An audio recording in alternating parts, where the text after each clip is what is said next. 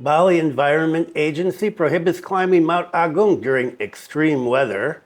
And Wayan Koster agrees to provide incentives to parties who help collect foreign tourist fees. Yes, more on the tourist tax and trying to sort that thing out. Stay tuned for details on these and other stories.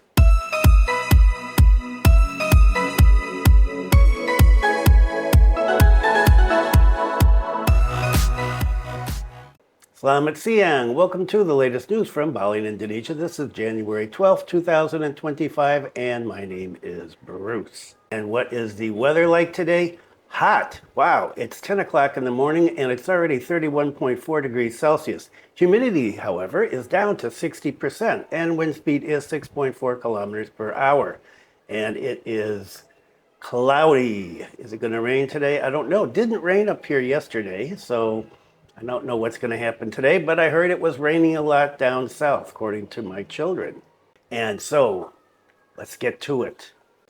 Bali Environment Agency prohibits climbing Mount Agung during extreme weather. This ban was conveyed through a circular letter, SE of 2025, concerning prevention of climbing risk in extreme weather conditions, which was issued based on reports regarding safety risks due to heavy rain and storms in the peak area of Mount Agung's crater. Acting head of the Bali KLH service, Imade Renton, emphasized that climbers are asked not to carry out climbing activities during bad weather such as heavy rains, storms, and other extreme weather conditions that have the potential to endanger safety. You would think that this would be common sense, but common sense, well, not always around. If the weather is stable, climbing can be done using the services of experienced local guides who understand the route and the environmental conditions, Renton said. In addition, he reminded climbers to obey all rules, follow the instructions of climbing post officers, and continue to monitor weather information from the Meteorology, Climatology, and Geophysics Agency, BMKG. Climber safety is the main priority, he said.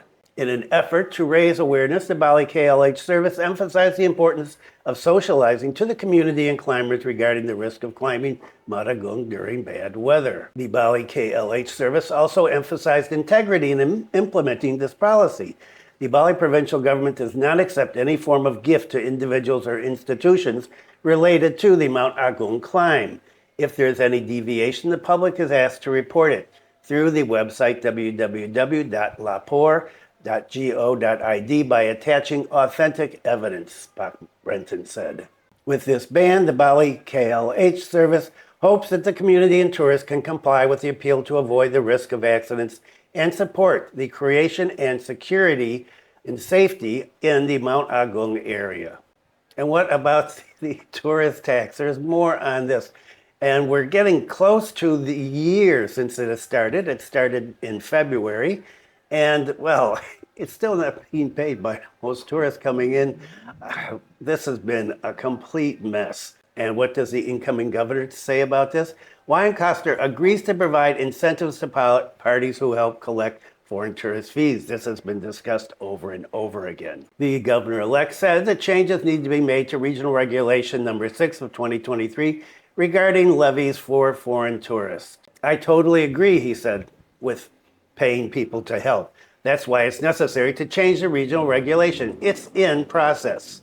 The desire to provide incentives arose from input from the Bali DPRD, where the foreign tourist levy of 150,000 rupiah per person has been in effect since February 14th, but has not been optimal in terms of collecting it.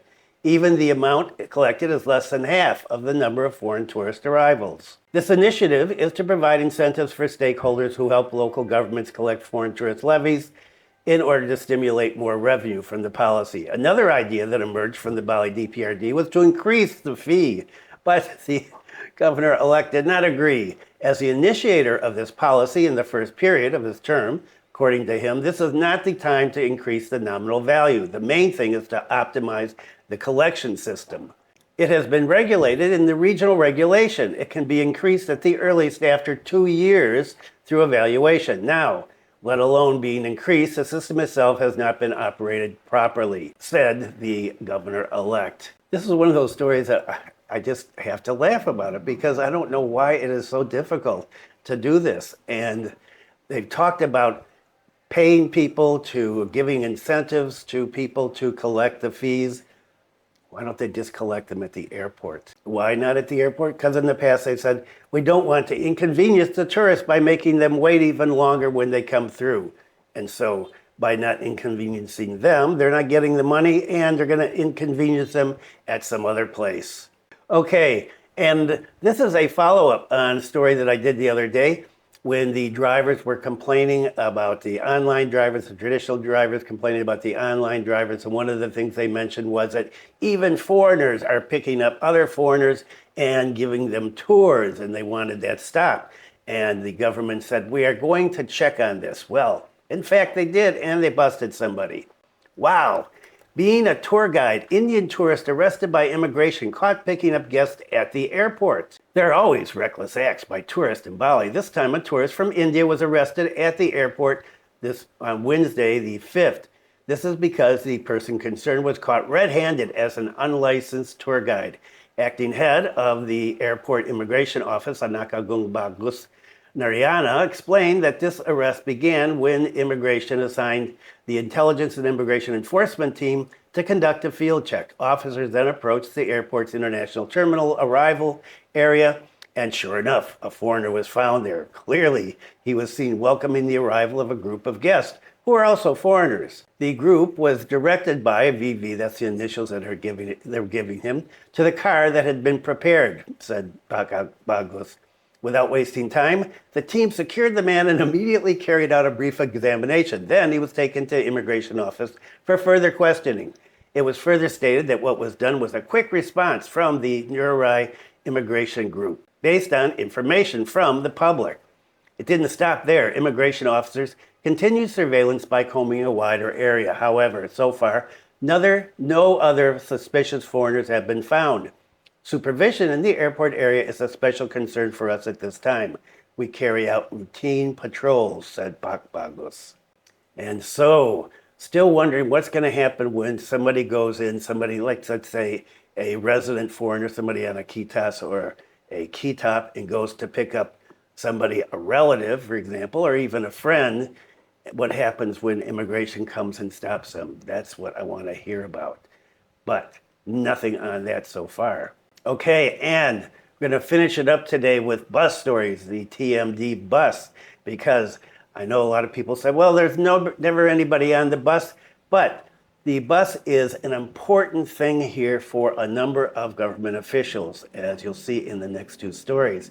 And so I would say safe money to bet that it is going to be back in operation soon. Regarding TMD buses, also used by tourists, Deputy Minister of Tourism has coordinated with Deputy Minister of Transportation. Deputy Minister of Tourism, Nilu Puspa, spoke out regarding the termination of the Transmetro Dewata bus operation in Bali.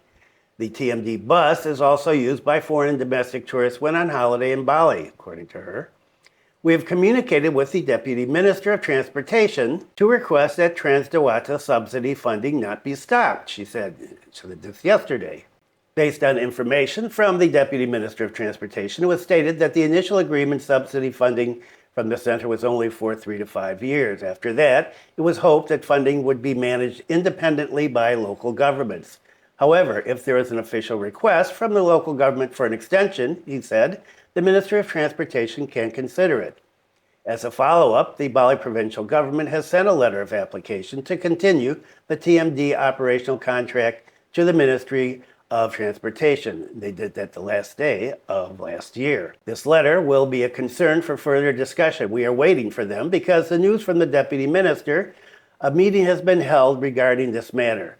This is the authority of the Ministry of Transportation. Public transportation is an important aspect in increasing the comfort of mobility for the community and tourists. Currently, the government is reviewing and encouraging the development of a public transportation system, including plans to build an MRT to support the needs of the community and reduce congestion. Nilu Puspa said that her party was optimistic that collaboration between regional and central governments would produce the best solution. The Ministry of Tourism hopes that there will soon be the best decision regarding Transmetro Dewata from the Ministry of Transportation, she concluded. So you've got the Deputy Minister of Tourism who's supporting this. And who else? Transmetro Dewata's bus audience. Djelantik says she will coordinate with Deputy Minister of Tourism. Discussions on the operation of the TMD bus are still ongoing. Starting from the community, the World Resources Institute, and the DPDRI Bali, Senators are still discussing and coordinating so that the TMD bus can continue to serve the community. After an audience discussing the TMD bus at the DPDRI office on Friday, this past Friday, Djelantik said that Bali was in a public transportation emergency phase. Meanwhile, the TMD bus is a solution for people who do not have private vehicles, as well as other people such as people with disabilities, school children, and students. There are so many sectors that are then greatly disrupted by the non-operation of TMD. Whatever polemics are experienced by the ministry, the parties that made the agreement at least please do not burden the people. She further said that although the TMD bus is still in trouble, public transportation should continue to operate because so many people's mobility is disrupted. She also doubted that there was no budget for the operation of the TMD bus in Bali. She is also assured that the governor-elect and the deputy governor-elect would make the TMD bus operate in Bali. Nilu will follow up with the Ministry of Tourism. We will continue to follow up based on the communication that's been carried out with the Deputy Minister of Tourism. Senator Nilu has plans to go to Jakarta for a plenary session in order to follow up again. She's optimistic that the bus can operate because it is a public transportation system that is the only way for some people to carry out their daily activities. She said, Mbok, Nilu lives with them. She understands very well how public transportation works. If I may say so, it hurts. It's annoying if Balinese people say it's very sad. But we must not give up and fully trust policymakers who are currently struggling with this. It's from the people that the rice they eat comes from. So we will always monitor and ensure that they are working. Good for her. Public transportation, said Senator Nilu, must be running again because Bali is one of the world's favorite tourism areas. How Bali remains a favorite tourist destination for both national and international tourists is by providing public transportation facilities to the Balinese people because they are the inhabitants of the island. How then does Bali rise to the level of a tourist destination that thinks about the world, what the world will be like in the future, especially when talking about carbon emissions, sustainable energy, and sustainability? One of the solutions that must be used is optimizing public transportation. This is the point of us proving what they have said. It's not funny that we hold an international water forum, but we don't have water. Yeah, again, good for her. That's so true. Public transportation is crucial to be number one need of the Balinese people. And that is also true. We need a good public transportation system here. And as I've mentioned before, we still have BMOs here in Singaraja. So if you don't have a motorbike, if you have some disability, if you are a kid, a school kid, and you can't drive and your parents can't drive you, you can always take a BMO to school. You see them packed every morning. And that is it for today. Thanks for viewing. Be kind to someone today. It's always a nice thing to be kind. Take care. And I will see you next time. Can I do one of these little heart things? I don't know. Those are always funny. Okay. See you next time.